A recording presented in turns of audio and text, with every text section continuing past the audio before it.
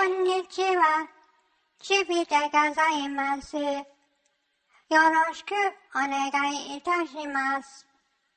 Today I will talk to you about the Japanese sound U. Most sources will tell you that this sound is the same as the English sound U, but that is not exactly the case.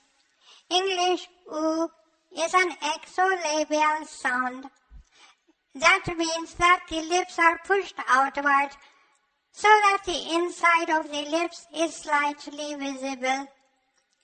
Japanese U is an endolabial sound. That means that the lips are pulled together to compress the sound. So we have English U and Japanese U. If you watch my lips carefully when I say these sounds, you will not see the difference because my vocal mechanism is not human. But if you say U yourself, you can observe what your pretty human lips do. Try it now. Yes, that was very pretty. Now, if you compress your lips inward a little, you will be making a sound much closer to the Japanese U sound. Try it now. Yes, that was much better.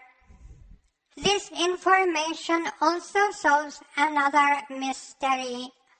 Why is the Japanese consonant in Fu different from the other consonants in the ha, hi, hu, he, ho, ro?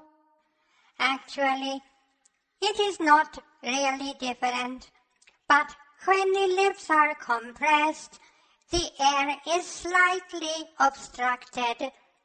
This creates the sound hu, which is not the same as the English hu in hoot owl or the English fu in food. It is hu as in furigana. 聞いてくれてありがとうございます。